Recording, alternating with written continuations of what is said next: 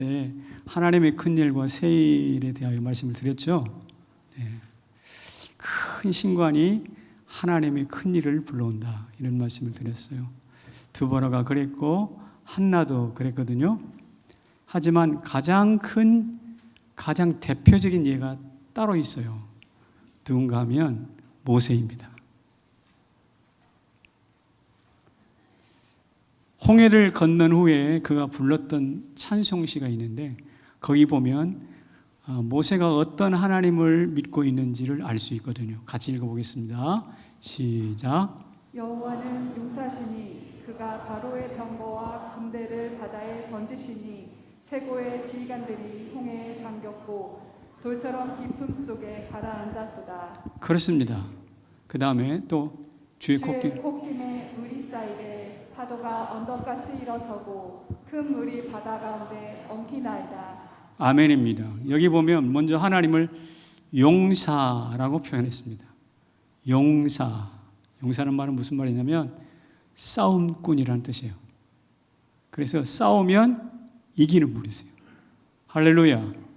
하나님은 싸움꾼이신데 싸우면 이기십니다. 더러운 싸움이 아니라 의로운 싸움을 하시는 분이신데, 그 하나님께서 바로의 군대를 홍해에다가 마치 돌덩이를 푹 집어버리는 것처럼, 돌덩이가 가라앉는 것처럼 그렇게 가라앉게 하셨다 그랬어요. 주의 콧김으로, 입김도 아니고 뭐 손바닥, 그의 콧김으로 물을 쌓이고 벽돌처럼 쌓아야 벽이 이루어지는 거예요. 물로 만든 벽 보셨나요? 수족관에서 볼 수 있는 그 물벽이 이스라엘을 통과하는 자리에 생겨난, 그리고 그 콧김으로 있는 파도가 일어날 뿐만 아니라 바닷물이 엉켜서 소용돌이를 일으킵니다. 이것은 장관이에요. 대장관에 속한. 바다에 바로 군대가 수장되는 것을 보고 굉장히 사실적으로 묘사한 내용인데, 여러분 지금 200만 명이 죽을 목숨이었잖아요. 그런데 바다가 열렸잖아요. 그리고 건넜잖아요. 그 장관을 목격했잖아요. 건너편에 건너가서 이 사람들이 멍하니 쳐다보고만 있는 게 아니라 외치는 거예요. 살았다.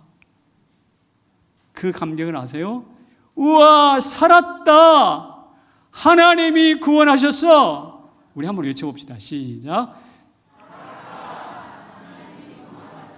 여러분들은 코로나 생각하면서 한번 해보면 돼요. 아셨죠? 제가 해볼게요. 살았다. 살았어. 하나님이 구원하셨다니까. 이런 이야기를 감정을 담아서 춤을 추면서 그 홍해가에서 200만 명이 노래하고 얼씨구 덜씨구 한다고 생각해 보세요. 이것은 엄청난 스펙타클한 영화보다 더 뛰어난 장면이에요. 제가 무슨 이야기를 하고 싶어서 이런 이야기를 하냐면, 큰 신관, 모세의 큰 신관이 엄청난 하나님의 일을 이루었다는 것이고, 또 하나는 구약에서 이 홍해를, 출애굽에서 홍해를 가른 사건은 구약에서 가장 큰 하나님의 큰일이라는 거예요. 하나님의 큰일. 묻습니다. 구약에서 가장 큰 하나님의 가장 큰 일은 뭐라고요? 홍해를 가르고 걷는 거예요. 그래서 한번 읽어봅시다. 시작. 큰 신관은 큰 일을 낳고 큰 일은 큰 신관을 줬지. 이 두 가지가 서로 함께 시너지를 이루어서 눈덩이처럼 커져가는 거예요. 그렇다면 말 나온 김에 구약에서의 가장 새로운 일은 뭘까? 세일. 세일은 이것입니다. 홍해를 건넜죠. 광야를 지나 마침내 가나안에 들어가는 것. 이게 세일이거든요. 젖과 꿀이 흐르는 땅인 줄 알았어요. 알지만 광야를 걸어가려고 하니 대단히 힘들잖아요. 그래서 막 불평이 터져나옵니다. 하지만 광야와 가나안 입성은, 광야를 지나 가나안 입성에 들어가는, 좋지만 피하고 싶은 일이라 할지라도 분명히 하나님이 이스라엘에게 주신 세일 중에 세일이에요. 여러분들도 2022년도 한 해가 어쩌면 좋은 일이 펼쳐질 줄 알지만 걸어가려니 힘들 수 있어요. 그래서 불평할 수 있어요. 그러나 불평하지 말고 뚜벅뚜벅 앞으로 한 걸음 한 걸음 나아가시기를 축복합니다. 왜? 그것이 무엇이니까? 세일이니까.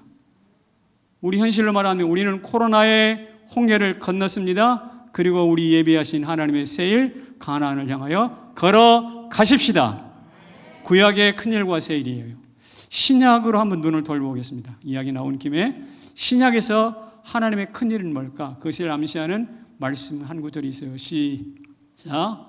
우리의 각 언어로 하나님의 큰일 말함을 듣는도다. 예, 이게 어디냐면 오순절 다락방에서 성령이 강림하는 장면이거든요. 사람들이 막 너도나도 방언이 터졌는데 우리처럼 누르랄라 이런 방언이 아니라 각 나라 방언으로 하는 거예요. 그러니까 한국 방언도 그때 터졌을지 몰라. 한국말로 막 방언을 하네. 그런데 가만히 들어보니까 그 내용이 뭐냐 하면 나사렛 예수가 십자가에 못 박혀 죽으셨다가 부활하셨고 승천하셨다는 내용이에요. 그러니까 하나님의 신약에서의 하나님의 큰일은 뭐냐면 예수 십자가 사건, 부활 사건이에요. 자, 구약에서는 홍해가 갈라진 사건이라면 신약에서는 예수 그리스도께서 죽었다 사신 사건이에요. 구약에서도 홍해를 갈랐다는 이건 죽음을 건넜다는 뜻이죠. 신약에서도 예수님이 죽었다 살아났다는 이야기 뭡니까? 역시 예수님이 죽음을 건넜다는 뜻이에요. 그래서 신약과 구약은 모양은 달라도 내용은 똑같습니다. 죽음을 건넌 사건. 이게 하나님의 큰일입니다. 이 큰일이 앞으로도 우리 삶의 삶 가운데서 무한 반복되기를 축복합니다. 축복합니다. 그렇습니다. 그러면 신약에서 새일은 뭘까? 큰일이신 예수 그리스도의 죽음과 부활이라는 사건을 이방에 전하는 거예요. 이스라엘이 홍해를 건너고 뚜벅뚜벅 걸어서 새로운 땅 가나안으로 가는 것처럼 예수 그리스도의 죽음과 부활을 뚜벅뚜벅 걸어서 새로운 이방 족속으로 나가 전파하는 것. 이게 바로 소위 말하는 선교입니다. 사실 이것도 베드로가 싫어했어요. 성령께서 억지로 가라니까 가서 복음을 전했지. 그렇지 않으면 가만히 놔뒀으면 예루살렘 교회 전체가 어떻게 해요? 좋은 줄 알지만 회피했던 사건이 이 선교거든요. 그런데 이 일을 성령께서 시작하십니다. 그래서 하나님의 큰 일을 설명하기 위해서 복음서가 쓰여졌어요. 핵심 내용이 예수가 죽었다 사셨다는 그 큰 일을 전파하기 위해서 사도행전이 쓰여졌어요. 새 일을. 그 큰 일을 전파하는 새 일을 위해서 사도행전이 쓰여졌어요. 자, 구약과 신약이 딱 정리가 됐죠? 큰 일과 새 일로. 자, 그렇다면 이 큰 일과 새 일은 뭘까? 같이 읽어보겠습니다. 시작. 큰 일과 새 일은 사명을 부른다. 무엇을 불러요? 사명을 불러 이런 거예요. 큰 일과 새 일을 가르친 모세는 이스라엘 백성들에게 말을 합니다. 이렇게 말을 하는 거예요. 신명기 4장에서 말씀하시는데 제가 읽습니다. 하나님이 사람을 세상에서 창조하신 날부터 지금까지 지나간 일을 상고하여 보거라.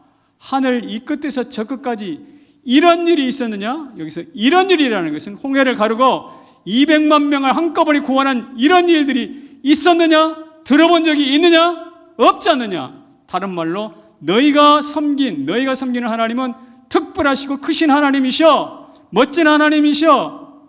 그러니 그 하나님 똑바로 섬기해. 성남제일교회 성도 여러분, 여러분이 믿는 하나님도 동일하게 크신 하나님인 줄 믿으세요? 그래서 똑바로 섬기세요. 이 말 하고 있는 거예요. 그럼 어떻게 섬기는 게 똑바로 하는 건데요? 신명기 4장 여러분들이 있습니다. 시작. 여호와의 규례와 명령을 지키라. 너와 내 후손이 복을 받아 여호와께서 내게 주시는 땅에서 한없이 오래 살리라. 어떻게 사는 것이 똑바로 믿는 거냐? 이거예요. 하나님의 규례와 명령을 제대로 지키는 거예요. 그래서 복을 받는 거예요. 그리고 하나님이 준비하신 땅에서 오래오래 주인으로 사는 거예요. 이게 뭐냐? 이게 바로 하나님의 크신 하나님을 제대로 믿는 거예요. 이 내용을 바로 좀 쉽게 요약하면 바른 신앙으로 가나안의 주인공이 되는 겁니다. 우리도 똑바로 예수 믿어서 이 땅의 주인공이 되는 것입니다. 할렐루야. 우리도 예수 제대로 믿어서 이 시대의 리더십을 가진 크리스찬이 되시기를 주님의 이름으로 축원합니다. 그냥 찌꺼기처럼 찌질하게 살다가 왔다 갔다 겨우겨우 살았다 이렇게 한숨 내쉬고 가슴 쓸어내리고 이게 아니란 말이에요. 그런데 이렇게 사는 것이 쉬운 일은 아닙니다. 평생 가슴에 담고 기도하고 힘쓰고 애써야 되는 것이에요. 개인이든 민족이든 이것을 이루어 나가기 위해서 애쓰고 힘써야 되는 것이거든요. 우리는 이것을 애쓰고 힘쓸 것을 일컬어서 뭐라고 그러는가? 사명이라고 부릅니다. 그래서 하나님의 큰일은요, 사명을 불러와요. 여러분, 하나님의 큰일과 새일은 스치고 지나가는 바람이 아니에요. 심심풀이 땅콩이나 오징어나 오락이나 이게 아니라니까. 그냥 우리를 스치고 지나가는 무슨 명장면이 아니에요. 씨 뿌린 농부가 곡식을 가꾸어야 하듯이, 말씀을 듣고 전하는 자가 그 말씀대로 지켜야 하듯이, 하나님의 큰일과 하나님의 새일을 경험하고 목격한 자들은 그 부르심 사명대로 살아내야 하는 것이죠. 같이 읽어봅시다. 시작. 큰일과 새일은 우리에게 사명을 불러옵니다. 아멘입니다. 그래서 어떤 면에서는 대단히 부담스러워요. 하지만 이 큰일과 새일을 경험한 사람들은 예외 없이 사명자로서 살았어요. 그냥 제 마음대로 사는 사람이 한 사람도 없어요. 지금도 하나님의 큰일과 새일은 우리에게 사명을 불러일으키고 우리를 사명자로 살게 하십니다. 제가 알기로 이 자리에 앉아있는 어느 장로님 한 분은 아버지 학교라든지 아니면 그 부부 행복학교를 섬기기 위해서 전국 방방곡곡을 다 돌아다녔어요. 충청도도 가고 강원도도 가고 전라도도 가고 수도권에도 가고 가서 어디든지 달려서 섬기. 이게 바로 무엇이냐? 사명을 따라 움직이시는 분이에요.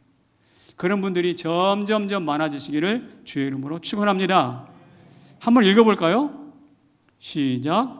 종자 관리자들이 굶어 죽다. 이게 무슨 말인가 궁금하시죠? 실화입니다. 먼저 제가 여러분에게 질문 하나 던질게요. 추운 겨울에 굶어 죽기 직전입니다. 여러분들 그런 상황에 처했다고 생각해 보십시오. 근데 벽시 한 대를, 벽시 알죠? 그 한 대를 발견했어요. 얼마나 다행입니까?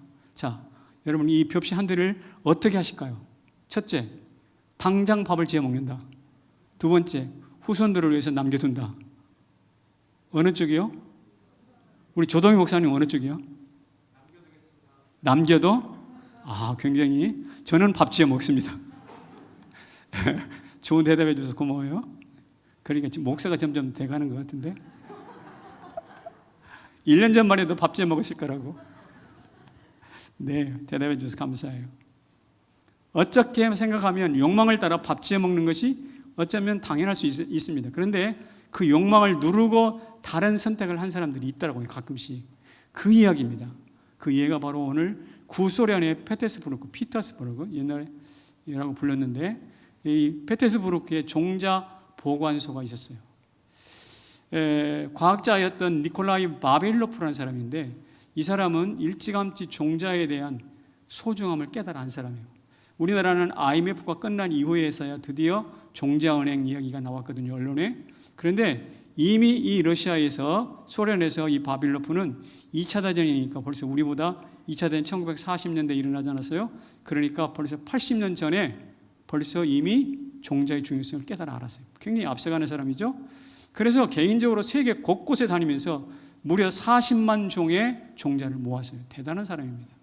40만 종의 종자를 모았어요. 그래서 보관소를 만들었는데, 이 종자 보관소는 인류 미래 먹거리를 책임지고 있어요. 어쩌면 소련의 미래 농업의 희망일 수도 있을 겁니다. 그런데 하지만 2차 대전이 툭 터졌네. 나치 독일이 탱크를 몰고 페테스부르크를 막 공격해 옵니다. 위기 중에 위기가 발생한 거예요. 자, 결정을 해야 됩니다. 종자를 놓고 도망칠 것인가, 아니면 지킬 것인가. 만약에 종자를 놓고 도망친다면 자기 목숨이 살겠죠. 그러나 종자들은 백성들에게 다 약탈당하겠죠. 그리고 인류 미래의 먹거리 참담해지게 부서지는 거예요. 그래서 러시아 군대에게, 소련 군대에게 보호를 요청했지만 거기 보낼 병력이 없습니다. 그리고 어떻게 해요? 단칼에 거절당해버렸어요. 고민을 많이 합니다. 이 바빌로프를 중심으로 한 그 직원들이 고민을 많이 해요. 그래서 어떻게 하냐? 우리가 지키자 결정합니다. 그리고 종자가 얼어붙지 않도록 불을 피우죠. 방을 닫아 걸고 불침번을 섭니다. 누가 훔쳐가지 않도록. 그리고 방에 들어갈 때는 혼자 고구마 있는 거 쑥 닦아서 먹을 수도 있잖아요. 그런 유혹을 없애기 위해서 두 사람이 서로 감시하면서 2인 1조로 움직입니다. 철저하죠? 그런데 이런 긴장이 뭐 몇 달, 며칠만 가면 얼마나 좋겠어요. 그게 아니라 무려 그로부터 30개월이 계속됩니다. 그동안 폭격은 계속되고요. 예, 식량의 공급은 딸리잖아요. 그러니까 점점점 먹을 것은 줄어들잖아요. 그래서 이 모든 직원들이 몸이 수척해 갔습니다. 그야말로 종자를 지키기 위해서 지옥 같은 싸움을 벌이고 있는 거예요. 그러나 결국 과일 담당을 하고 있던 그레고리가 굶어 죽어요. 땅콩 담당이었던 알렉산더도 그 뒤를 이어서 굶어 죽습니다. 아사를 하는 거예요, 지금. 귀리를 책임졌던 리리아도 죽습니다. 감자, 고구마, 구황작물 전문가였던 카메라즈도 굶어 죽어요. 덩이 줄기 식물 담당 올가도 차례차례 죽어 죽어요. 하지만 누구 하나 종자에 손대는 사람이 없어요. 벼품종 전문가, 우리로 하면 벼품종 전문가 이바노프도 결국 굶어 죽었어요. 이렇게 하나하나씩 차례차례 죽어가는 겁니다. 그 사람들의 사진을 지금 제가 보여드릴게요. 저 사람들입니다. 저 사람들이 생기건 저렇게 생겼지만 마지막 죽을 때는 바싹 말라서 죽은 거죠. 하지만 저 사람들이 남겨두고 자기는 굶어 죽고 남겨주었던 과일, 땅콩, 귀리, 감자, 고구마, 벼들은 지금 러시아 농업의 기반을 이루고 있어요. 그리고 오늘 우리의 식탁에도 올라와서 입맛을 돋우고 있습니다. 만약 그들이 먹고 도망치고 폭도들이 남은 것을 약탈했다면 어쩌면 러시아 사람들은 더 심한 굶주림을 경험했을 것이고 오늘 우리와 같은 풍성한 식탁을 누리지 못할 수도 있어요. 여러분, 종자를 지키기 위해 목숨과 맞바꾼 그 죽음, 이것은 거의 순교라고 말할 수 있어요. 나는 과학자들이, 이 사람들이 예수를 믿었는지 안 믿는지 확인할 수 없지만 과학자들이 자기가 맡은 일들을 위해서 이렇게 심령을 바쳐서 죽을 수 있다는 것을 듣고 깜짝 놀랐어요. 이럴 수도 있구나. 인류 기근을 막는 큰 일을 위해서, 큰 대의를 위해서 자기는 굶어 죽고 미래 풍성한 식탁 세일을 위해서 스스로 의연하게 죽음을 선택하는 그들의 생각, 대단한 거 아닙니까? 그런데 그 생각이 과연 어디서 왔을까 궁금하지 않나요? 단언할 수 없지만 제 추측입니다. 사도 바울이 고린도후서 9장에서 이렇게 말하고 있어요. 읽어볼게요. 시작. 하나님은 심는 자에게 씨와 양식을 주신다. 하나님은 심는 자에게 무엇과 무엇을 주신다고요? 씨와 양식을 주세요. 그런데 그 씨를 받은 농부는요, 씨와 양식을 혼돈하지 않습니다. 양식은 먹어요. 그러나 씨는 절대로 먹지 않습니다. 왜냐? 그 씨를 먹어버리면 뿌릴 것이 없고 뿌릴 것이 없으면 다음에 다 죽기 때문에. 무슨 일이 있어도 씨는 먹지 않는다라는 것이 농부의 철칙입니다. 저는 그런 모습을 우리 할아버지한테서 배운 바가 있습니다. 그러니까 씨와 양식은 죽음이 있어도 엄연히 구분하는 것이 농부의 원칙이더라고요. 그런데 이런 고린도후서의 교훈을 이들이 알았던 것 같아요. 왜냐하면 거기도 그리스 정교 국가거든요. 신앙의 면면한 흐름이 있어요. 그래서 그들도 먹지 않았습니다. 한마디로 인류 식량을 지킨다는 사명으로 살아갔던 사람입니다. 그것도 유물론이 판치고 있던 소련 땅에서. 감동이었어요. 그렇다면 우리는 어떻게 살아야 할까? 한번 읽어볼게요.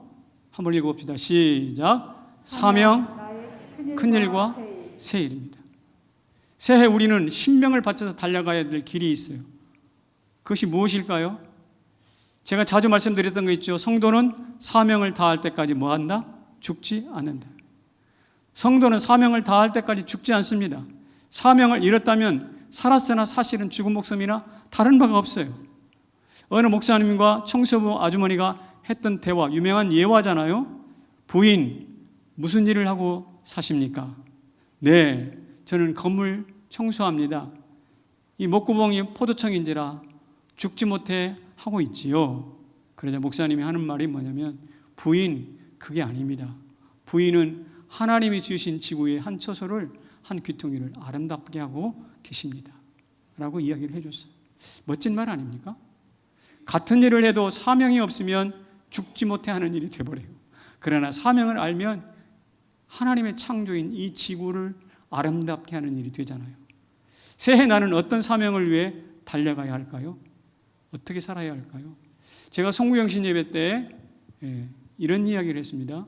코로나 때 하나님의 큰일이라는 것은 정결하게 사는 삶이다. 기억나세요? 그랬나? 정결하게 하는 삶이다. 죄를 단절하고, 여러분 PC방에 막 가가지고 게임에 몰두하다가 어린아이 굶겨 죽인 거 있었잖아요.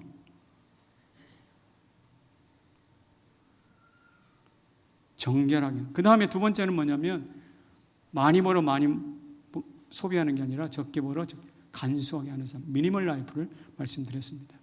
송구여신 예배, 하나님이 우리에게 요구하시는 삶이 정결한 삶이요 욕망을 간소하게 하는 미니멀 라이프라고 한다면, 오늘 이 신년 첫 주에 우리에게 요구하시는 건 뭘까? 저도 두 가지라고 생각합니다. 첫째는 이것입니다. 뭐라고요? 예배자로 사는 거예요. 제가 볼 때 지난 코로나 2년 동안 가장 크게 무너진 것이 있다고 한다면 예배예요. 현장 예배, 온라인 예배 다 좋습니다. 다 훌륭합니다. 그러나 중요한 것은 우리 마음이 흐트러지고 풀어져 버린 것은 사실이에요. 부인할 수 없는 일인 것 같아요. 어쩌면 저는 경제 손실보다 더 큰 위기가 예배의 붕괴라고 생각하거든요. 여러분, 우리나라가 수출을 역사 이래 최고로 찍은 해가 올해입니다. 작년입니다. 2021년도.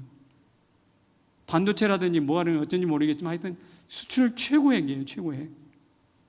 그냥 우리나라는요, 경제적인 손실, 이 자영업자들에게 있어서 나타나는 경제 손실은 사실이지만, 그러나 대의적인 관점에서 보면 경제가 후퇴하지 않았다고 볼 수도 있어요. 어쩌면 보이지 않는 곳에서 썩어 들어가고 있는 것이 무엇이냐? 우리 예배의 태도들. 같이 한번 읽어볼게요. 시작. 예배의 붕괴는 영성의 후퇴를 낳고 영성 후퇴는 신앙 존립의 위협합니다. 이것을 알았어요. 누구는? 다윗은. 그래서 다윗은 일심으로 주를 경외하겠다고 말합니다. 오늘 본문에서. 전심으로 주를 찬양하겠다고 고백합니다. 오늘 본문에서. 한마디로 무엇이냐? 나 좋은 예배자 되고 싶어요. 이런 뜻이에요. 난 왕 되고 싶어요. 신이 되고. 이거 말고 뭐라고요? 나는 좋은 예배자가 좀 되고 싶다. 이 다윗의 소원이 우리 모두의 소원이 되기를 축복합니다.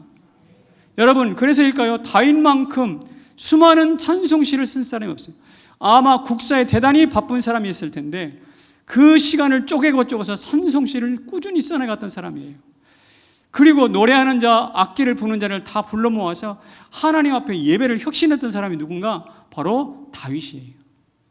오늘 2022년도 이 코로나 시대에 예배가 무너져 있는 우리 이때에 우리 성남제일교회 모든 성도들 예배를 다시 세우는 예배의 혁신가들이 되시기를 주의 이름으로 축원합니다. 다른 말로 전심으로 열심으로 하나님 예배하는 우리 모두가 되기를 축복합니다. 그럴 때 복이 임해요. 어떤 복? 이런 다윗을 보고 배웠던 한 사람이 있어요. 누군가? 솔로몬이에요. 그의 아들. 솔로몬이 그런 아버지를 보고 배웠습니다. 그래서 어떻게 되었나요? 1000번째 제사의 주인공 되잖아요. 그리고 나중에 어떻게 되나요? 아버지가 못 세웠던 성전 건축, 솔로몬 건축을 완성하잖아요. 하나님의 큰 일을 감당한 것입니다. 여러분, 우리가 좋은 예배자 되잖아요. 그게 가만히 있지 않아요. 누구에게 흘러가냐면 자녀들에게 흘러갑니다. 자녀들이 복을 받을 줄로 믿습니다.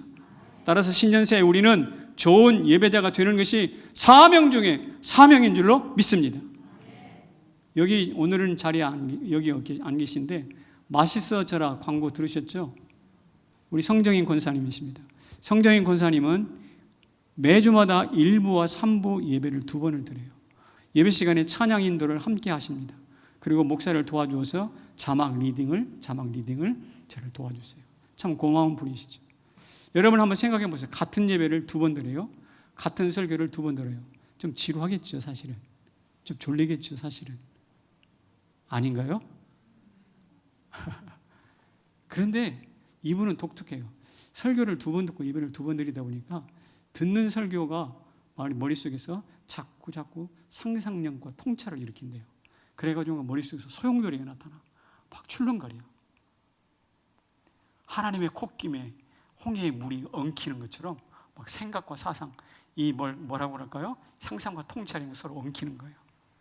그래서 그것을 집으로 달려가서 모으고 쓰고 다듬고 해가지고 시를 만들었거든요. 그래서 완성됐는데 그 시가 바로 마시스아차라의 한 절반 정도 된다고 해요. 명작이에요. 좋은 글들 많아요. 지난 15년 동안 이 자리를 지키고 찬송하고 예배를 2번씩 드렸던 어떤 권사님은 이제 시집을 냈어요. 그러하듯이 여러분들도 오늘 이 시간부터 다시 좋은 예배자가 되시기를 축복합니다. 그럴 때 여러분 삶의 안에서도 명품 시가 나오든지, 명품 인생이 나오든지, 명품 자식이 나오든지 나오게 될 줄로 믿습니다. 그런 복이 정말 있기를 소망하는 거예요. 그래서 저는 성정인 권사 한 사람이 아니라 제2, 제3, 제4의 성정인을 기대합니다. 바로 여러분이에요. 두 번째는요, 우리는 충성이라는 것을 다시 새롭게 돼요. 충성자. 바울이 고린도 교회에 전했던 말씀 중에 맡은 자들에게 구할 것은 충성이니라 라는 말씀을 기억하실 겁니다. 사명을 맡았는데 충성하지 않아 복이 안 좋아요. 대단히 안 좋아요. 여러분, 오늘 일부 성가대가 7시 반에 모이거든요. 8시 반 예배인데 1시간 반 전에 모인다고요. 새벽밥 먹고 와야 돼요, 일부는. 그런데 생각해 보십시오. 7시 반까지 와야 되는데 8시나 돼가지고 어슬렁 나타난다? 복이 좋아요? 그처럼 복이 흉한 게 없어요. 반면 충성하잖아요. 7시 반에 모이기로 했는데 7시 10분에 딱 와서 앉아서 청소도 하고 머리가 숙여집니다. 여러분, 충성이라는 것은 사명과 사명자를 아름답게 해요. 여러분, 충성자가 되시기를 바랍니다. 예산에 있는 양막교회라는 교회가 있는데 거기 황혜운 권사님이 계시답니다. 이분이 한 일이 무엇이냐?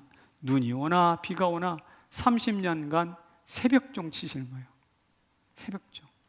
어느 날 몸이 찌뿌둥할 거 아닙니까? 그럴 때 이거 못하겠네, 누워버리자고 벌떡 일어나는 거예요. 그래가지고 교회로 달려가서 종을 치는 거예요. 새벽종이 울렸네? 이렇게 몇 번 치다 보면 어떻게 해요? 몸이 시선 듯이 낫는 거죠. 낫는 거예요. 충성은요, 이처럼 힘이 강합니다. 병도 고칩니다. 그 종은 지금 양막교에 보관되어 있고 종잡이 황군사님에게 성도들이 이런 별명을 붙여주셨대요. 뭐라고요? 황금종.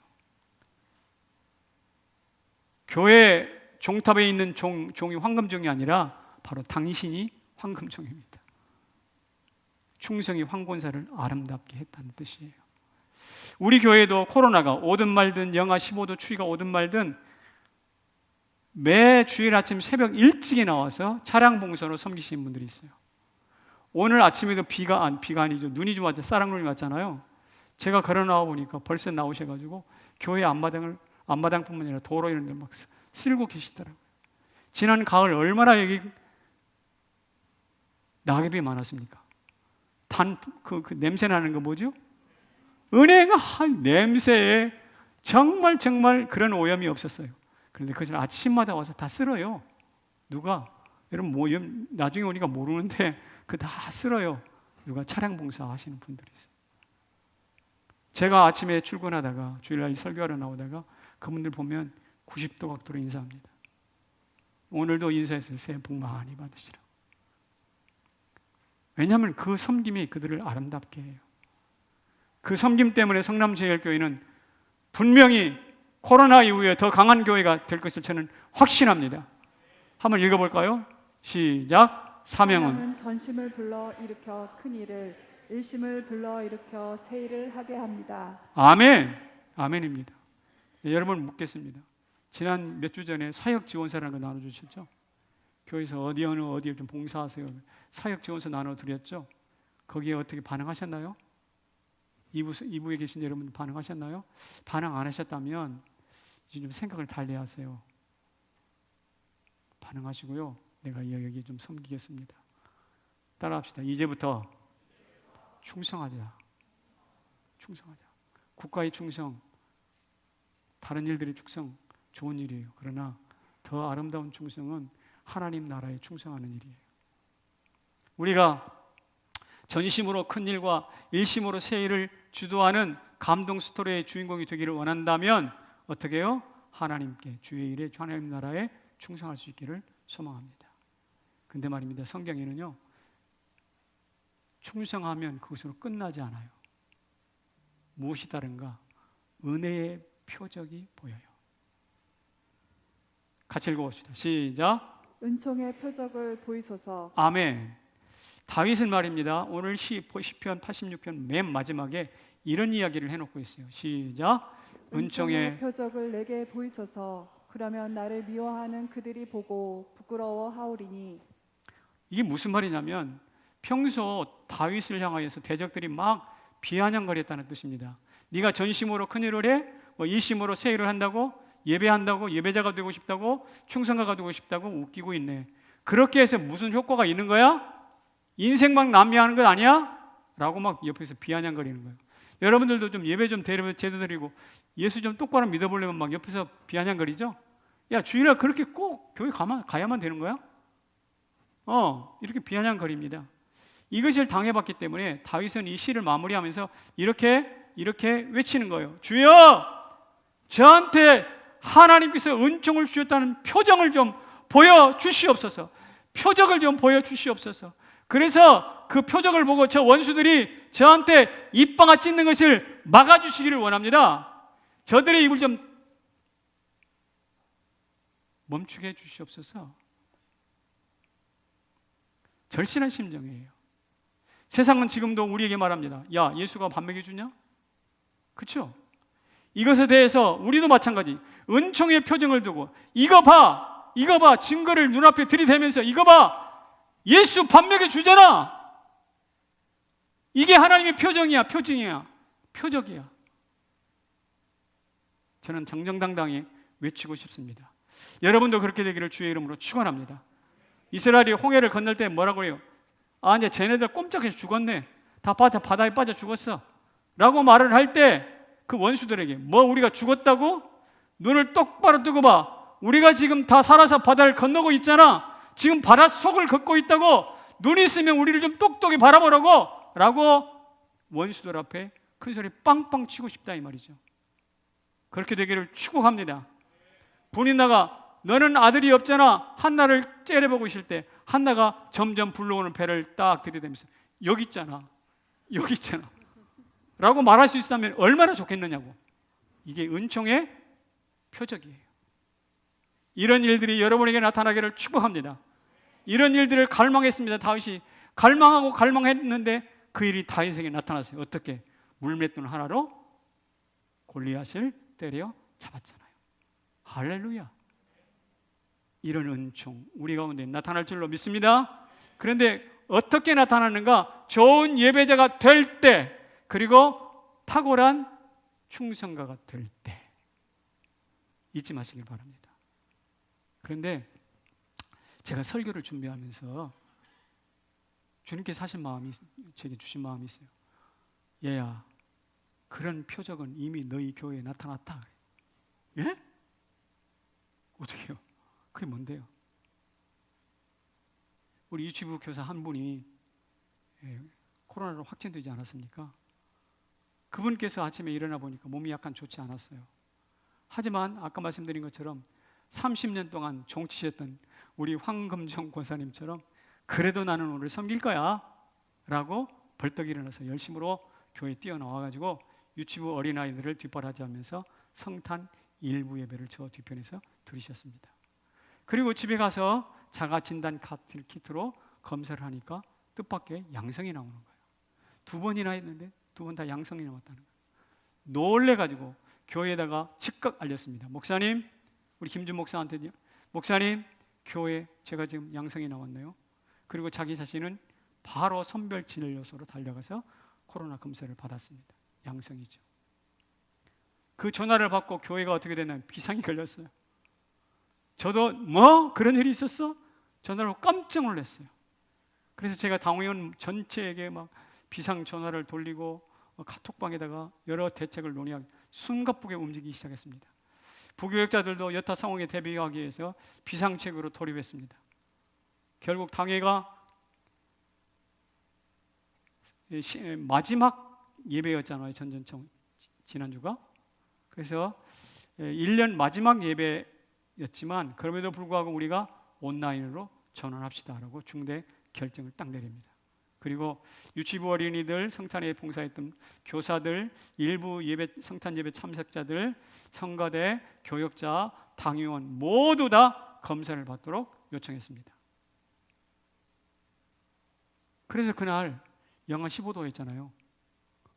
그 추운 날씨에 구역구역 선별실로 달려가가지고 벌벌 떨면서 검사를 받았어요.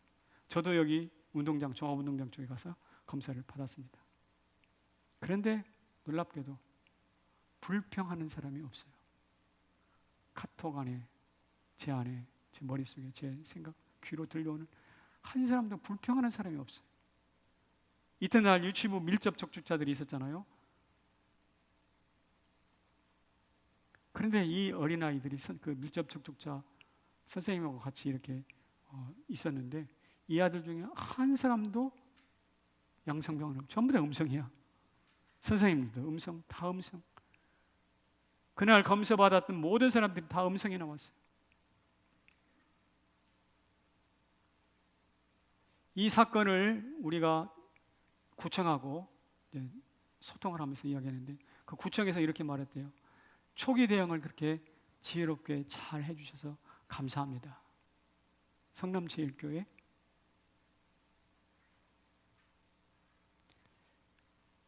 하나님이 보호하신 거예요. 근데 더 감사한 것은 그런 난관을 겪으면서 확진자가 누구냐? 왜 그렇게 분별력이 없어? 몸이 안 좋으면 집에 가만히 자빠져 있어야지 왜 기어 나와? 뭐 이런 식으로 이야기하는 사람이 한 사람도 없고 그 사람 이름이 누구냐고 묻는 사람도 없어요. 오히려 그날 밀접 접촉자가 되어버린 어린이 유치부 아이들이 있었거든요. 얘네들도 갑자기 벌벌 떨면서 뭘 받았어요? 애들한테 이렇게 찔러봐요. 얘네들 다 운다고. 그런 곤욕을 당하면서 크리스마스 싫어. 나 크리스마스 때 안 할래. 이런 생각이 있을 수도 있었는데 어떻게 하는가? 케이크 교회에서 유치부 우리 주일학교에서 그 아이들 각자에게 뭘 보내나? 케이크 세트인가? 다 보내줬어. 얘들아 수고했어. 섬겨줘서 고마워. 교회에서는 그 확진자분에게 집사님 빨리 먹고 잘 먹고 빨리 일어나세요 라고 격려하면서 약간의 재정을 보내줬어. 여러분 생각해 보세요. 지금 미안해가지고 쥐구멍이라 찾고 싶은데 교회에서 잘 먹고 빨리 나으시라고 재정까지 보내줬어. 이 사람이 백골이 난망인 거야. 너무 미안해서. 와, 이런 교회도 있구나. 교회 앞에 머리를 숙이는 거예요. 1년의 과정을 제가 가만히 복기를 해봤어요.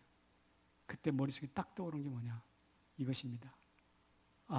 이 교회에 은총의 표적이 흐르고 있구나. 여러분의 생각은 어떻습니까? 제가 과도한 설명일까요? 앞으로 제2, 제3의 은총의 표적이 형태와 내용은 다르지만 여러분 각자의 삶에 풍성하게 넘치도록 흘러나시기를 바랍니다.